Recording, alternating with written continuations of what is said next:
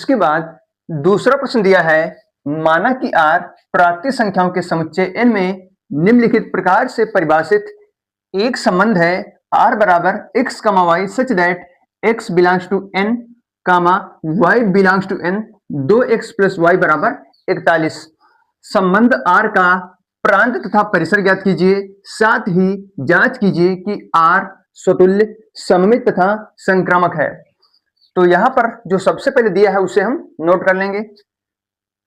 तो R बराबर दिया है कि x, y such that x belongs to n, y belongs to n, 2x plus y बराबर 41। ये हमारा जो संबंध है ये समुच्चय निर्माण रूप में दिया है। अब जो हम इसे रोस्टर रूप में लिख लेंगे।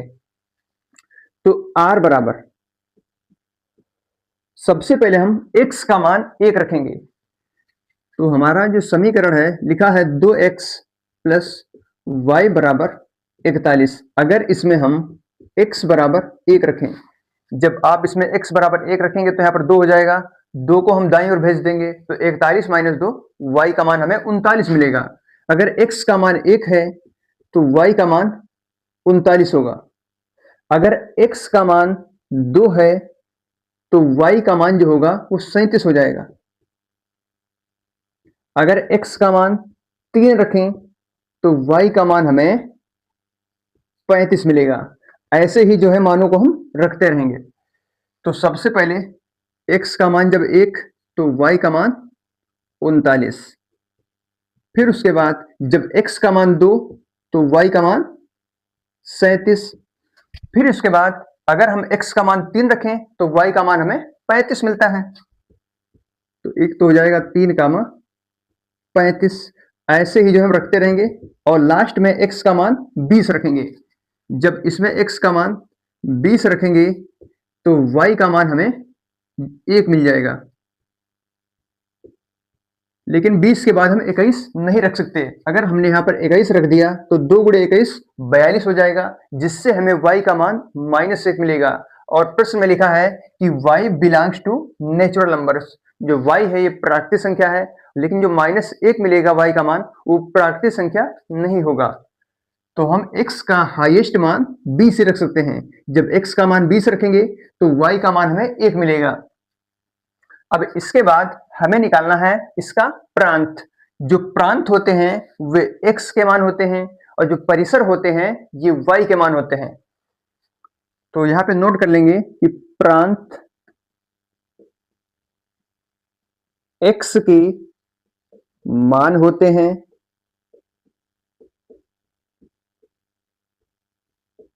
तथा परिसर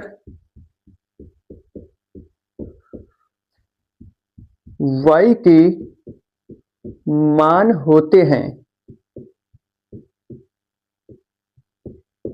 अब जो क्रमित युग्म लिखे हैं, जैसे लिखा है 1,39, तो ये x, y रूप में लिखा है, x, y, x, y, x, y।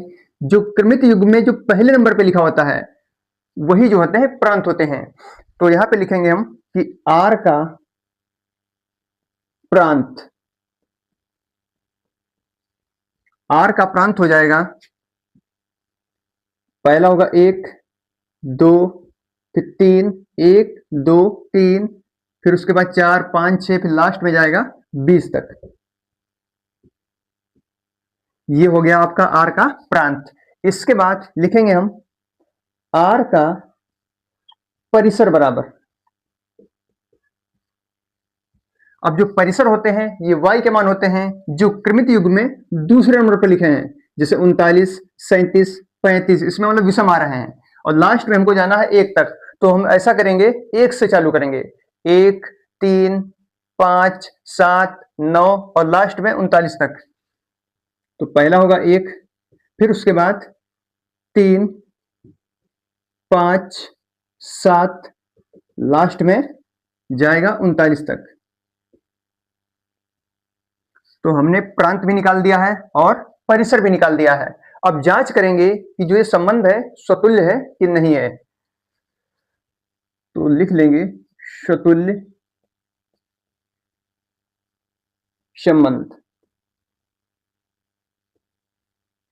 तो स्वतुल्य संबंध के लिए जो है, यदि a comma a belongs to r है for all a belongs to a, मतलब जो उसमें अवयव हो, क्रमित युग्म हो, वो a कामा a के रूप के होने चाहिए। अब यहां पर 1,39 है, 2,37 है, क्या इसमें 1,1 कहीं पर दिख रहा है? तो 1,1 कहीं पर दिख ही नहीं रहा है।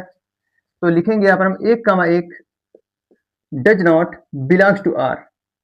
r स्वतुल्य संबंध नहीं है।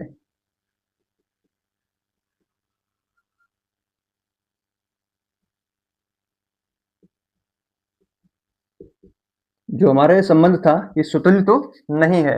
इसके बाद हम जांच करेंगे संक्रामकता की। संक्रामकता के पहले सबसे पहले हम जांच करेंगे सममित की। सममित संबंध, सममित के बाद हम संक्रामकता की भी जांच कर लेंगे। तो सममित के लिए अगर a कामा b है, यदि a comma b belongs to r है, that implies b comma a belongs to r होना अनिवार्य है, तभी जो संबंध होगा सममित होगा, अन्यथा सममित नहीं होगा। तो 1,39 तो है, लेकिन इसमें 39,1 कहीं पर आएगा ही नहीं, तो हम लिख देंगे इस चीज को 1,39 बिलोंग्स टू r, लेकिन 39,1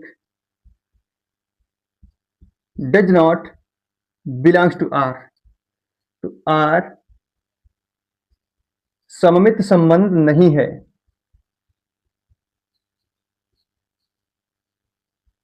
तो जब ये संबंध होगा ये सममित भी नहीं है।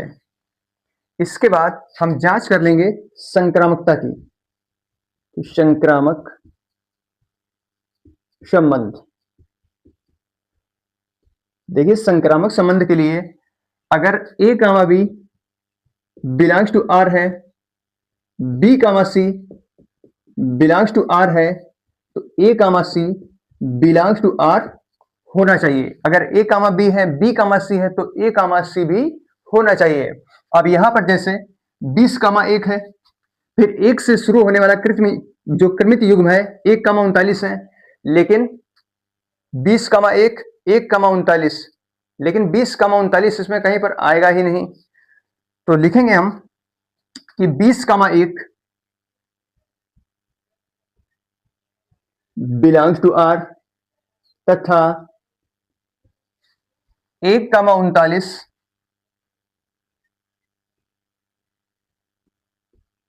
बिलोंग्स टू r,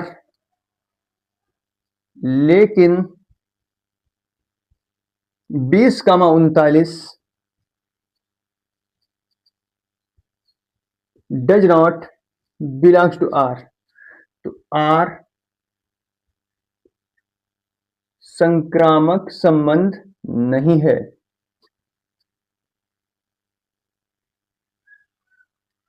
तो जो ये संबंध होगा ये संक्रामक भी नहीं है।